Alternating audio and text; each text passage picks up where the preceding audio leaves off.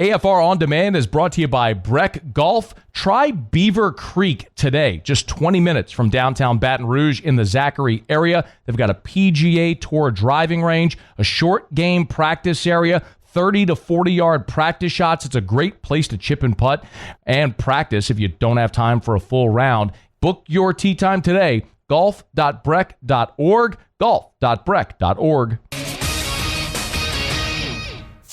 Matt Moscona. I'm very important. After further review. Say it one more time. After further review with Matt Moscona. And here we go. Live from the Raising Cane studio. Let's ride!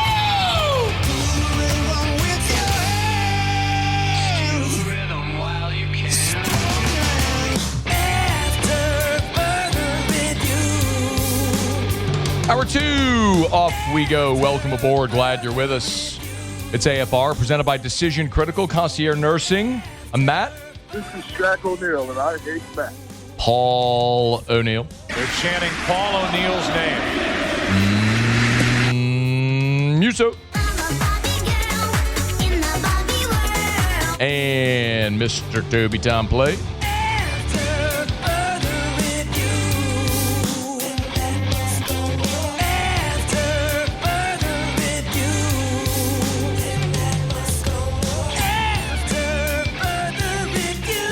All right, we're here. Glad you are as well. Get out there and make it a good one. Quinn Grovey will be here in 15 minutes. Good friend of the show, former Arkansas quarterbacks, color analyst on the Arkansas Radio Network. Excited to have Quinn here, talk a little bit about the game this weekend. Mike Triplett will be here in hour number 3. Speaking of, the Saints go into their bye, and I guess it's a good opportunity to sit back, catch your breath, exhale a little bit, kind of evaluate where you are through 10 games and look at what you're hoping to learn about your team over the next 7 games, considering you're really not going to be playing for anything of significance, which we well know. It was a pretty miserable start to the season, the longest losing streak and worst start for the Saints since 1981, of course, when they had the first overall pick back then. So a dramatically different feeling this week going into the bye, coming off a win where you're feeling good about Tyler Shuck's performance as opposed to what you felt just 7 days ago when the Saints were amid that awful losing streak and that awful start at 1-8. But there is, one position I think that's worth looking at here. I mean, they're all always worth looking at, but we've talked a good bit about Blake Grupe and his start to the season. He's 17 of 23 on the year. He's missed 6 kicks. He's missed 1 from inside of 40. He's missed 2 in the 40 to 49 range. He's missed 3 of his kicks beyond 50 yards, which really is a problem because last week against Carolina, you had 2 opportunities at manageable kicks, 1 from 45, 1 would have been from 57 just before the half, that you didn't even attempt. And I know the argument, well, there was wind and I'll save it. This is the National Football League. You got dudes out there drilling 67-yarders. I mean, even kicks that, I was watching Sunday Night Football. There was a kick made from 57 that would have been good from 70. Upper middle of the net. You have to be capable of that. You have to be able to score when in the National Football League. You have to feel confident in the guy you're running out there is going to get you points. And those instances where you're not even confident running him out there, that's really a problem. So they can lean into their confidence in Blake Grupe and feeling like he's got great upside and ability, but ultimately it has to translate. I don't care if you hit it 350 off the tee on the driving range. Can you pump it down the fairway when you get on the course? I don't care if you chip and putt for days on the practice green. When you're standing over a 12-foot putt on Saturday at the Masters, can you drain it? That's what matters, and that's the same thing with kickers. And it's got to be a miserable life to live because you can have ability, but you have to be able to perform. Cade York's a great example of that. LSU has not had a more talented kicker, leg talent, in the history of the program than Cade York. He was a 4th-round draft pick. They used a 4th-round draft pick on a place kicker. That's how good of a talent Cade York is. And he just can't figure it out consistently to stay on an NFL roster, which is really disappointing, but that's the reality. And you don't get to just keep missing kicks. And I bring this up because Justin Tucker's suspension has been lifted. He agreed to a 10-week ban on the personal conduct policy investigation, which regarding all the allegations about the massage therapy sessions. He's a free agent following his release by the Ravens. So he served his time, even though he wasn't on a team. But now he's available to be signed. And so you weigh two things with Justin Tucker. Number one is, do you want the distraction of a guy who has the personal conduct policy history hanging over his head? And I guess the way that I look at it is, he was suspended, he served his time, are you willing to bring him back? If it's too much of a distraction, then I guess the answer is no. If he makes your team better, and again, he was penalized, he served his suspension, he's available to be signed, are you willing to sign him? You could absolutely argue that you have a guy that now is near the end of his career, at one time was the most accurate kicker in the history of the league. He's a 5-time first-team All-Pro. He is, by any measure, a Hall of Fame kicker, has a Hall of Fame resume. Spent 13 seasons in Baltimore, but last year was the worst year of his career. His field goal percentage rate was 73%. The previous low was a decade prior, 2015, at 82.5%. Again, his career low was 82.5% until last year when it dipped to 73.3%. So I think you weigh the question, are you willing to live with the allegations? That's number one. If the answer is no, then it's like multiplying by zero. All his ability to kick, not kick, whatever, it's no, right? If you're not willing to live with the allegations. If you are, then it's absolutely worth a flyer. Now, the other part of this is the Saints stink. They're bad. They're 2-8. Maybe you look at the next 7 games as a real-life tryout for Blake Grupe for the rest of his career in New Orleans. Because Tucker isn't a long-term solution for you. And it might make more sense for a team that's in contention for something, that's having issues with their place kicker, to sign Justin Tucker to get them through a season where they're actually competing. The Saints aren't competing for anything. So it might make more sense to play the long game and continue to risk or invest, I should say, in Blake Grupe. Unless if you think Justin Tucker has a second act. Because, we can look at someone like, Morton Anderson, who spent 13 years of his career in New Orleans. The Saints thought he was done. He goes and kicks for Atlanta for another decade, becomes their all-time leading scorer. Tucker's 35 years old. How much more does he have in him? I don't know. He did have the worst season of his career last year. Does that mean he's done? I don't know that either. But if you told me you might have another 3 to 5 years of peak Justin Tucker, prime Justin Tucker, I would take that over figuring out what you think you might have with Blake Grupe. But if nothing else, I would certainly bring him in for a workout. I'd try him out to see what's there. Because you're another 2 missed field goal game by Blake Grupe away from throwing your hands in the air and saying, this experiment is over, and it's not fair to the guys on the team right now who are trying to win games that the guy you keep paying to kick can't make kicks. I mean, the first 2 games of the season, Blake Grupe cost you. Undeniably. He has cost you opportunities to win games this year. So, how much longer are you going to live with that? My hope would be you would at least, if you're okay with the allegations with Tucker, having served his suspension, you would at least bring him in for a workout to see if there's anything left in the All-Pro Future Hall of Fame leg for Justin Tucker. because that may be a better option for 3 to 5 years than continue to try this charade with Blake Grupe to see if he's ever going to figure it out, because it sure doesn't seem like he will. All right, it's after further review. We're brought to you by Our Lady of the Lake, championship health partner of LSU Athletics, OLOLRMC.com/LSU. That's the website if you want to go find more about that championship health partnership between Our Lady of the Lake and LSU. OLOLRMC.com/LSU. By the way, I love telling you about all the great NIL deals that they've done. You're seeing all the ads for Harold Perkins and Jack Pyburn running right now. Well, we're switching toward basketball season. Flaugier is one of their NIL athletes as well, which is phenomenal to see. So you're going to start to see a lot of those ads with Flaugier around.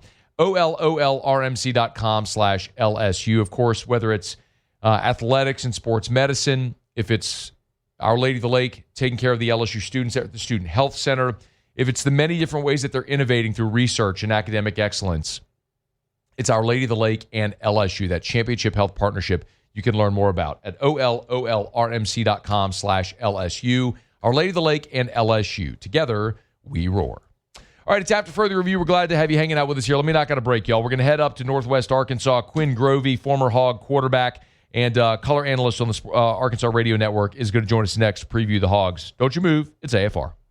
AFR. Speaking of guys that have done amazing NIL deals with Tiger athletes, how about Gordon McKernan at Gordon McKernan Injury Attorneys? Get Gordon and get it done. Go to getgordon.com, getgordon.com, getgordon.com. Certainly when you go to the website, see about all the different NIL deals that Gordon's done. Tell you all the time also about The Garage, which is the podcast studio Gordon opened. Has a lot of sit-downs with his NIL athletes on the G team. But they also do so much more. Really excited about the bicycle giveaway that we get to tell you about every year here around the holidays. So Gordon this year is giving away 600 bicycles to less fortunate children. Love that. He's often told the story that one of his greatest Christmas memories, waking up on a Christmas morning and having that red Schwinn bicycle. And I think so many people can relate to that. It's one of the reasons that Gordon has chosen bicycles to give away during the holidays. So you want to figure out how you can win one of 600 free bicycles all over the state of Louisiana, by the way. Go to getgordon.com, getgordon.com, or any of the social medias at getgordon. Get Gordon and get it done. After further review with Matt Moscona, presented by Decision Critical Concierge Nursing. Healthcare for your lifestyle. Learn more at decisioncriticalbr.com. The Tigers are on the hunt. Let's head behind enemy lines to preview this week's matchup. We're coming off a bye week, and I feel good about our health. It was a good time for us. We were able to get guys back feeling better and healed up, so that's good. Had some good practices. It's always an exciting place to go play at LSU. Unbelievable crowd, unbelievable stadium, hostile environment.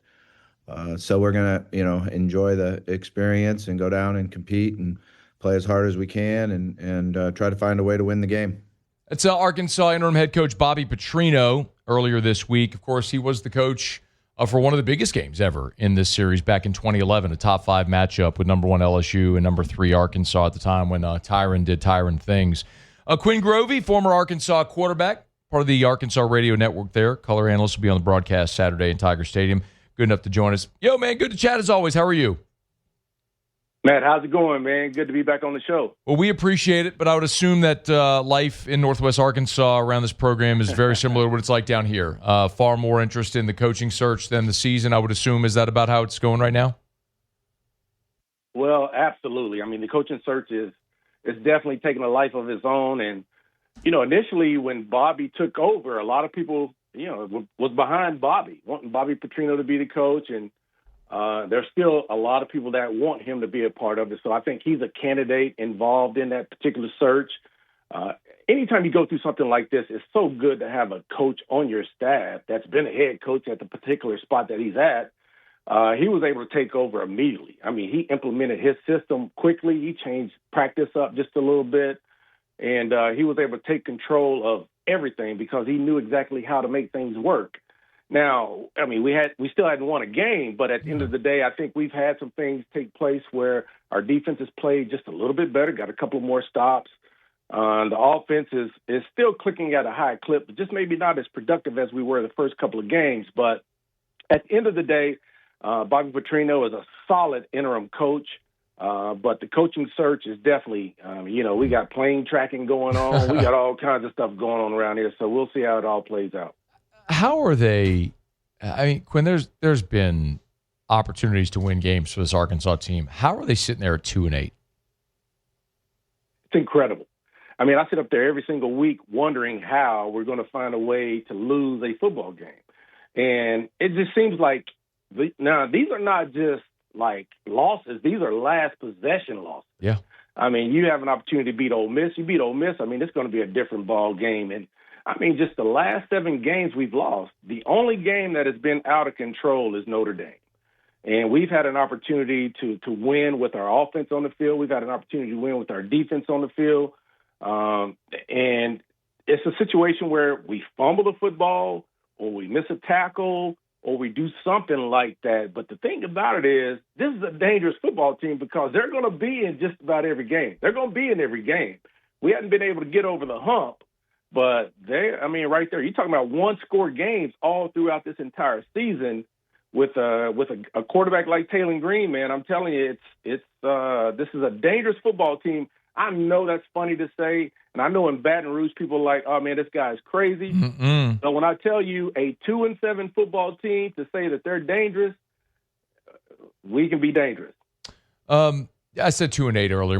It's 2-7 with 3 to go. My apologies. Bad math on my part. But, Quinn, by the way, I'm saying I don't think people here are dismissing this at all because there's a bad-on-bad matchup, which is the LSU offense against the Arkansas defense. But what you just mentioned, the Taylor Green component, will spook people because LSU, as good as they've been at times defensively this year, the Achilles heel is their inability to stop running quarterbacks. It was to the truth last year.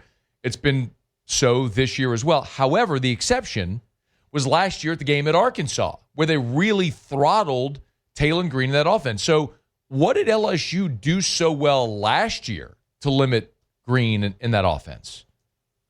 Well, I think it's more about what we have this season. I think our offensive line is much better, and I think the addition of Mike Washington really gives you an opportunity to do a lot of different things differently. So when I say we have the ability to run the football at a high clip, Mike Washington has been such a huge adjustment. And then when you look at what we've done on the offensive line, we moved Fernando Carmona from left tackle into left guard, and then we brought in Corey Robinson, who is a huge, huge human. He's very strong, very athletic. And then the right side of the offensive line is really where we're trying to figure out exactly how we want things to go down. Marion Harris is our right tackle, and then Kobe Branham is our right guard. But we had to play without those guys last week. We had to play two freshmen, and Kavion Broussard and Cash Courtney. So, but I say all I have to say, our offensive line is very physical, and Mike Washington is a very physical running back. So to me, when I answer that question, is the difference is we have the ability to run the football from a conventional standpoint. We can turn and hand it to Mike Washington, and he can really give you a lot of problems. The one thing I like about our offense, though, is because we can run the football a couple of different ways. We can turn and hand it in the conventional inside zone, outside zone, but then when things get tough, we can also get into some zone read type things as well that's really going to force, an aggressive defensive front to play responsibility football. So that helps us.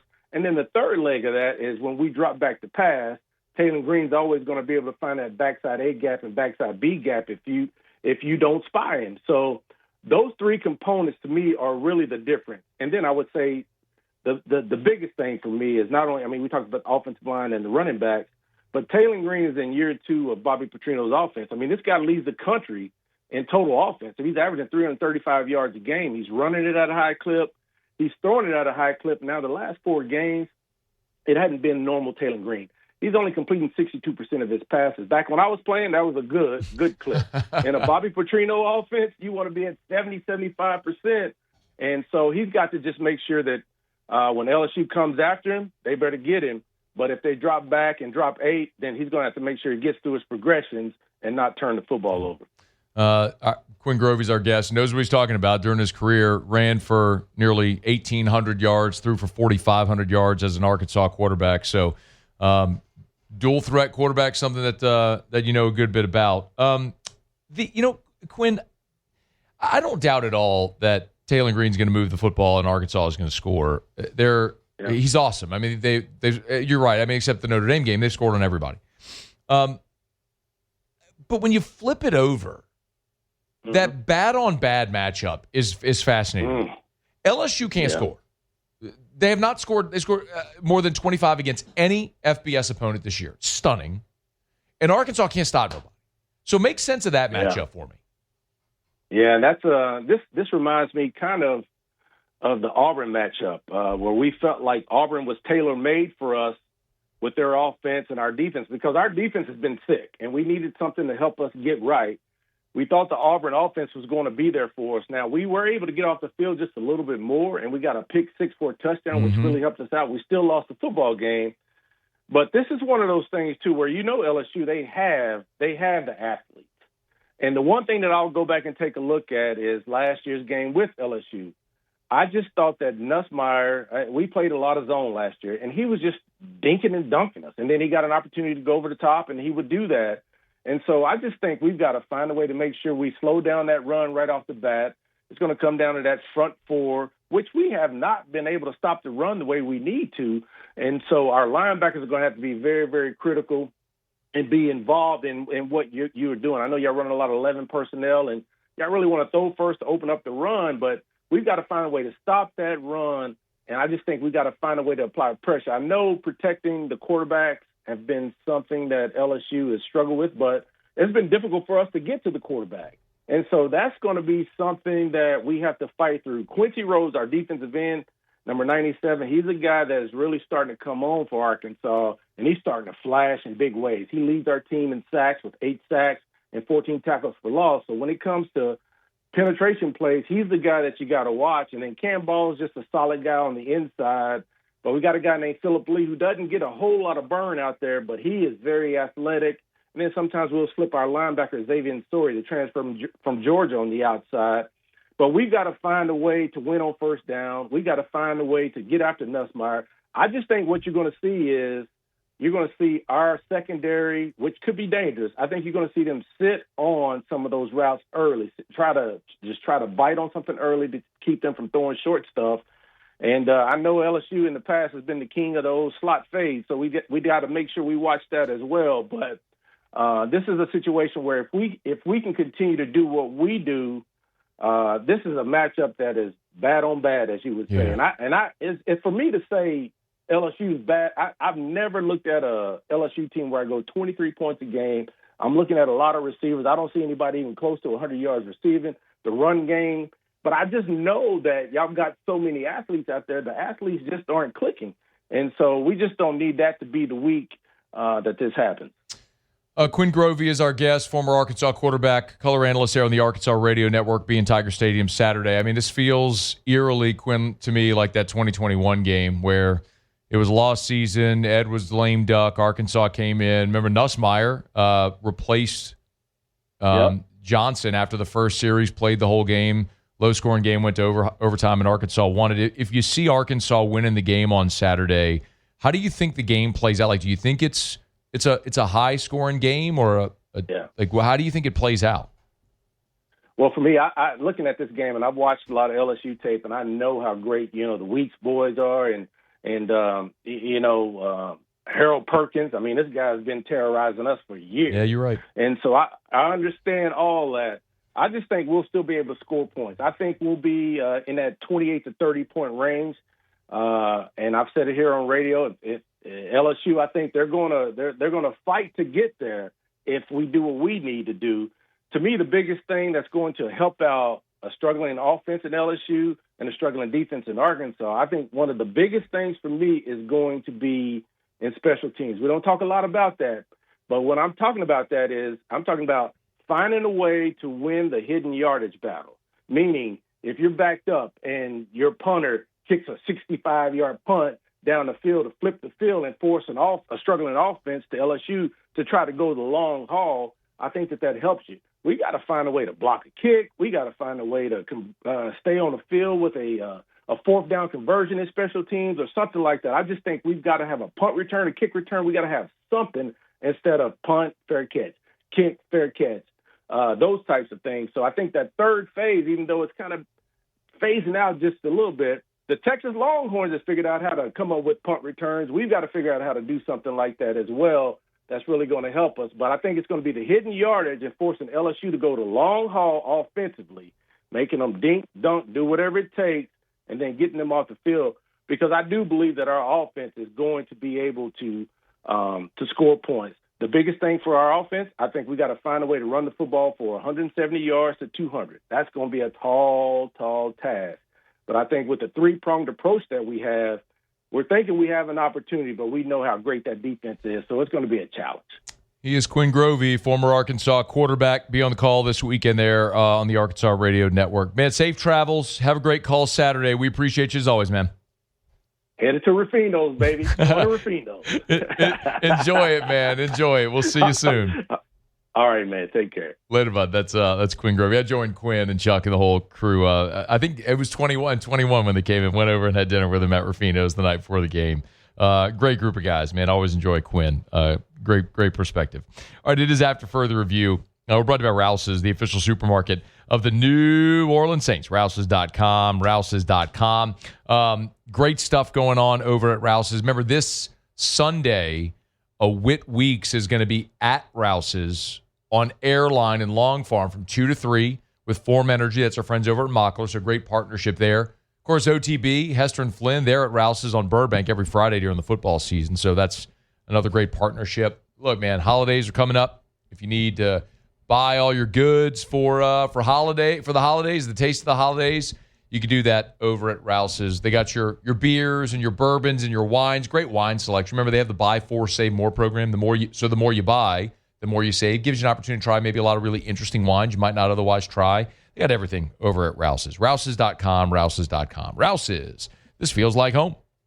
All right, y'all halfway home here on a Thursday edition of AFR presented by Decision Critical Concierge Nursing. Elise Sterling in 15 minutes, best bets for the week. When Mike Triplett in 1 hour. When we come back, we'll do what to watch. Muse, Paulie, and I'll give you 3 things to keep an eye on this football weekend. Stay with us on AFR. After Further Review. Let's Rev, R-E-V, letsrev.com, letsrev.com. Need high-speed internet for your home? Letsrev.com. Need high-speed internet for your office? Letsrev.com. Need home automation?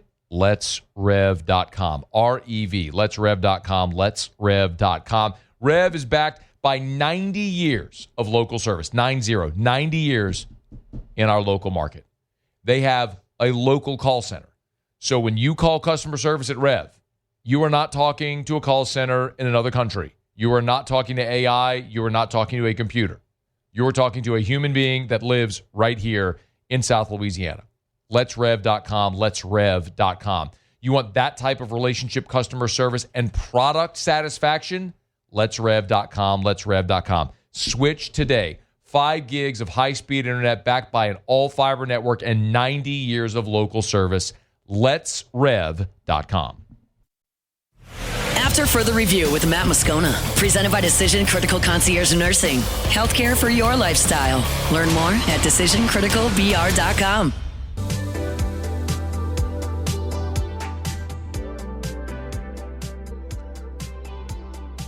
All right, Lee Sterling's here in 10 minutes. His best bets of the weekend. We're glad you're hanging out with us. We always appreciate Decision Critical. I always say it. It's not just healthcare. It's healthcare for your lifestyle, especially, remember, physicians. If you don't know about the services Decision Critical provides, you should be referring your patients to Decision Critical. You want to have a discovery phone call or meeting with Blasia? My goodness, please do it. DecisionCriticalBR.com. DecisionCriticalBR.com. All right, every Thursday, Muse, Paulie, and I give you 3 things to watch heading into the football weekend. We call it What to Watch. Let's do it. Here's what we're watching this football weekend. Muse, start us off. Will do. Watching Duke in Virginia. And you might ask why I'm watching that. Because why are you watching that? I'll tell you. This is part of a potential doomsday scenario for the ACC. Duke right now has a 30% chance to win the ACC. That is the best odds in the entire league. If that happens, there's a real fear that JMU, James Madison, ends up getting the last automatic bid for a highest-ranked conference champion above Duke. Also, you have Virginia coming in off a loss to NC State. So their title hopes very much alive as well. This is an interesting one to watch, given the ACC's hope in the college football playoff. I'm going to be keeping an eye on Florida and Ole Miss, more so for the Lane Kiffin watch. This was the game that cost Ole Miss a playoff spot last season when the Gators upset Ole Miss 24-17. Rebels shouldn't have any trouble this go-around with Florida. We all know Billy Napier's been fired. Billy Gonzalez takes over as the interim. So will the coaching carousel talk motivate Kiffin, or will the Rebels, or will it be a distraction in their hunt for the playoff spot? Arch Manning has thrown for 300 yards and 3 touchdowns each of the last 2 games. Last quarterback to do that at Texas was Sam Ehlinger back in 2018. He's found his groove, seemingly. Now they go to Athens to take on the Bulldogs, where Phil Steele has told us for many years Georgia is a terrible home favorite. If Texas wants to make the playoff, they got to win out. They got to win this game. They got to beat A&M. Georgia has been just chugging along since their loss to Bama. Big spot for both of these teams. Remember, Georgia still has to play Georgia Tech, and that's a game that's going to be in Atlanta at Mercedes-Benz Stadium coming up here in a few weeks. But huge implications for the playoffs with Texas at Georgia this weekend. Top 25 matchup in the Coliseum. USC welcomes in Iowa. This is a big one for the Trojans. They're a dark horse there for the at-large bid in the playoff out of the Big Ten, but they really need this stretch right here. Their best win right now is Michigan. They have Iowa coming in this weekend, and then they head up to Oregon the weekend after that. This is a big one for USC. Remember, they're really good at home when they don't have to cross those time zones. Phil Steele's beat that into our head here for the last 2 years. Keep an eye on this one as USC looks to finish out the season 10-2. To the NFL, I'm going to be watching Seahawks and Rams. This is a battle for the top spot in the NFC West. Both teams are currently 7-2, both riding a 4-game win streak. Matthew Stafford is playing at an MVP level. Puka Nacua, Jackson Smith, and Jigba both having great seasons. Should be a great offensive matchup. These two teams will meet again in late December. I'm watching Oklahoma-Bama. I'm just waiting for Alabama to lose. I've been waiting a long time since the opener. But this will be the best defense that Alabama faces all year. And we know how this game went a year ago, where Alabama basically cost themselves an at-large berth when they lost 24-3 to an awful Oklahoma team. And this Oklahoma defense is better than the one they faced a year ago. Now Alabama's offense is better with Ty Simpson. But a massive position here.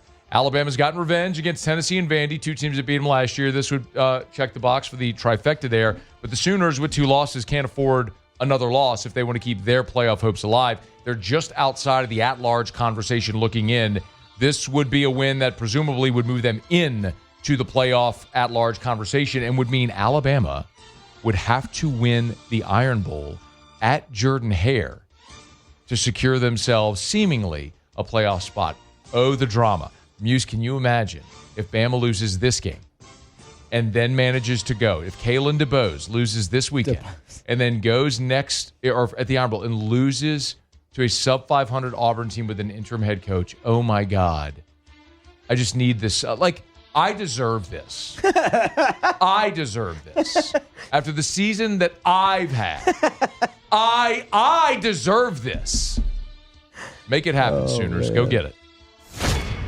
If the Baltimore Ravens are going to win the AFC North, that starts Sunday against the Cleveland Browns. Baltimore's 1 game out of first place in the North after the disastrous start. Lamar Jackson back at practice, but here's why it starts Sunday. Baltimore's played 1 division game so far. 1. They beat the Browns in week 2.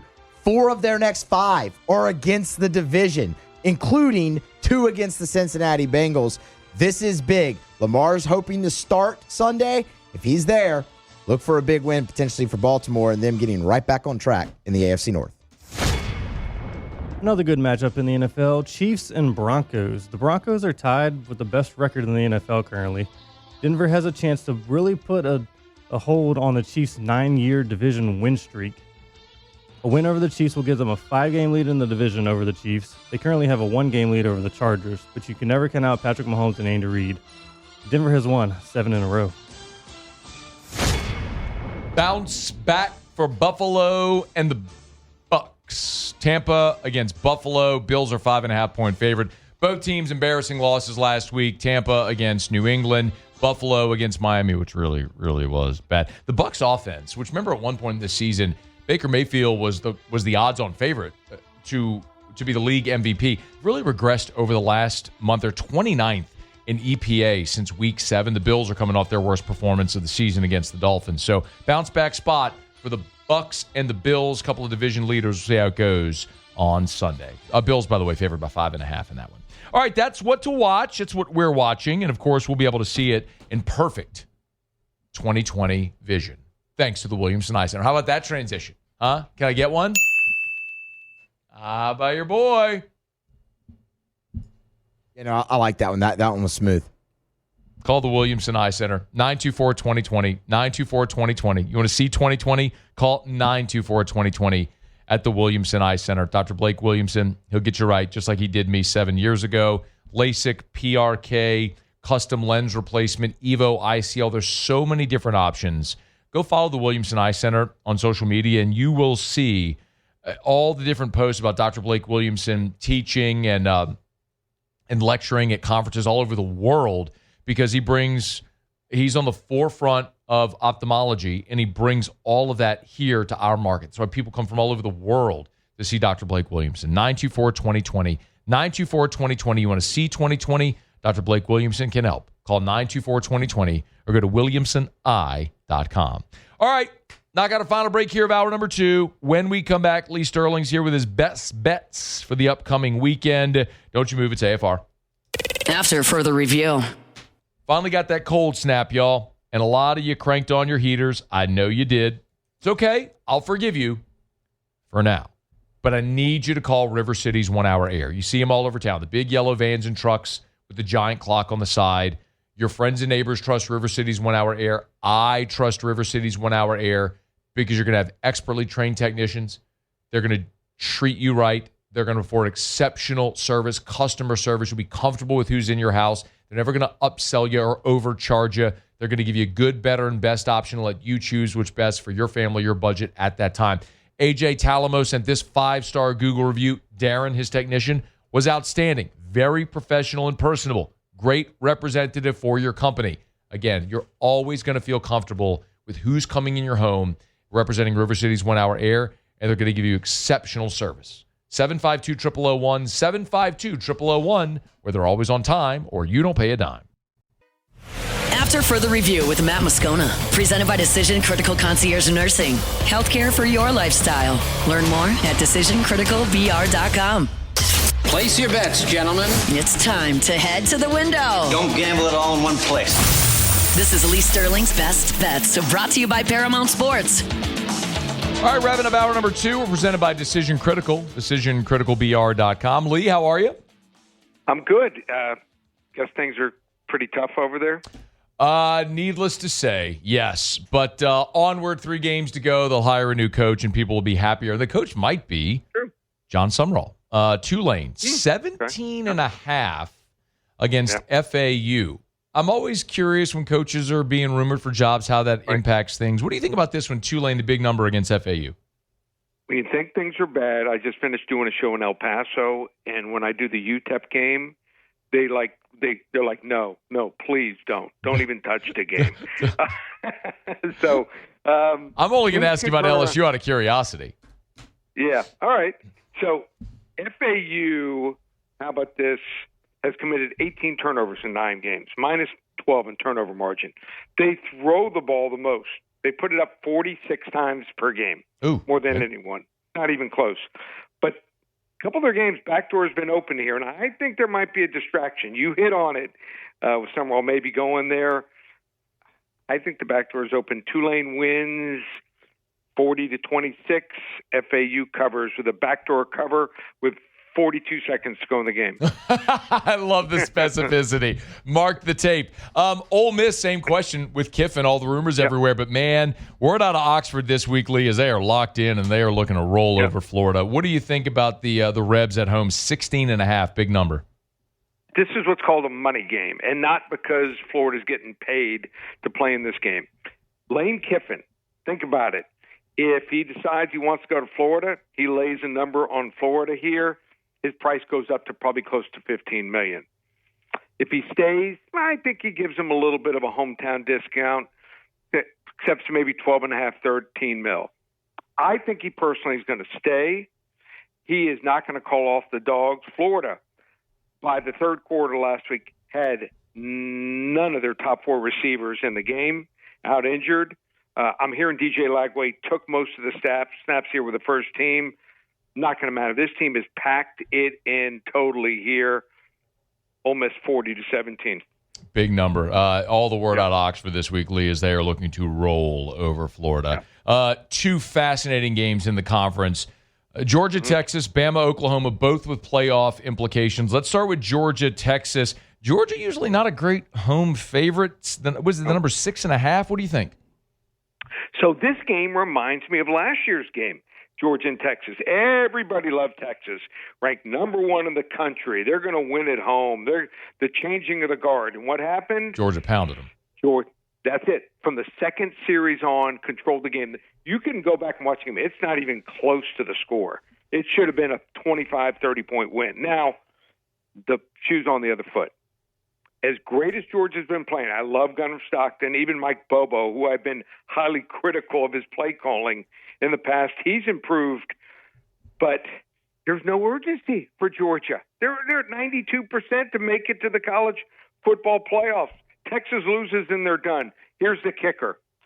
Texas, with 2 weeks to prepare, I think they're going to pull apart every single snap and look for some looks that give Gunnar Stockton trouble. They're going to come up with some schemes here that he maybe hesitates a little bit. And then on defense, I don't think Georgia's great here, and I think Texas is getting better and can exploit them here. Team favored. Texas straight up, 31-28. Outright. Man, God, that would make such an intriguing matchup with Texas and Texas A&M here in a couple of weeks if Texas goes and pulls this upset. What do you think about Bama, Oklahoma, Lee? So when I watched the Oklahoma game against Tennessee, I looked to a couple friends at the end of that game, and we had Oklahoma. I said, we weren't on the right side. We got lucky here. It happens sometimes. You get outplayed, and you still end up with a win, and that was the case in that game. Would you say that was some of the least amount of celebrating you saw from the Alabama team after the game last week against LSU? Sure. I mean, it was never really. I mean, just the whole vibe around the game was the worst, really, since 2021. Yeah. Agree. Maybe even one of the worst of all time here. Yeah. So I think Alabama really wants this game here against Oklahoma. They had Ty Simpson. Things might have been different. So they were dominated 24-3 in that game. John Mateer is still not the same. 303 yards passing before the hand injury, just 183 after it here.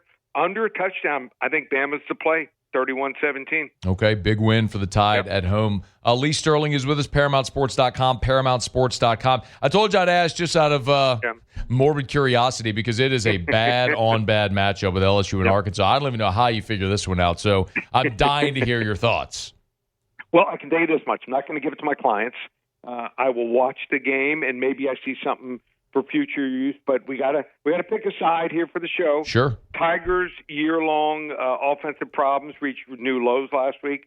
9 points here. Heisman Trophy quarterback Garrett Nussmeier was benched. They've now dropped 3 straight, and in 8 games not named Southeastern Louisiana, they've averaged 19.6 points.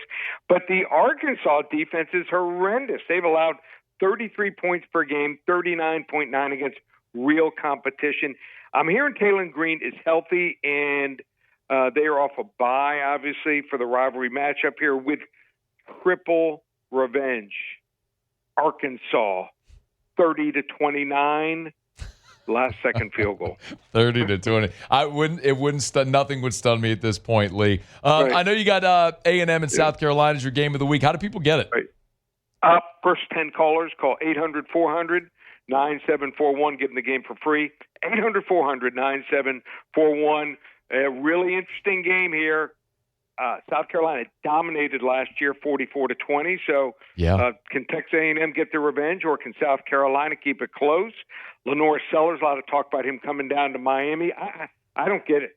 I mean, this guy, how about this? He's gone from almost a 66% completion percentage down to 61. Still talking about him being top 15, 20 pick. So I don't get it. We'll see. We'll see what happens there, and we're rolling every sport, even UFC card with the biggest selection of the year. 31-9 right now. Last 8 weeks in the NFL. Check out all the specials. ParamountSports.com. 31-9 in the NFL is a cheat code. ParamountSports.com. ParamountSports.com. Thank you, Lee. Okay. See you, Matt. That is Lee Sterling with us every Thursday. 31-9 in the NFL. that is ridiculous. All right, it's after further review. Hey, I was at Lee Michaels yesterday, as a matter of fact. Erica's diamond engagement ring, the main stone, the cushion was falling out of the setting. One of the prongs was broken. Brought it over to Lee Michaels. Some of the pave was missing as well. Brought it over there. They were excellent. Jacob was awesome to deal with. I tell you all the time, they do a fantastic job with the Lee Michaels experience. They've perfected it. You walk in, you know you're there for something special. It's Lee Michaels Fine Jewelry. 10 locations, lmfj.com. lmfj.com for Lee Michaels Fine Jewelry. Hour 3 next. AFR. Hey, let me just take this quick opportunity to remind you, Parish Construction and Roofing, of what we're doing with our 12 Days of Christmas. This is not in any way trying to generate business. We're just doing something what we hope will bless a dozen families in December. We've partnered with the Duplessis Builders, Ruckus, and Chris's Specialty Foods.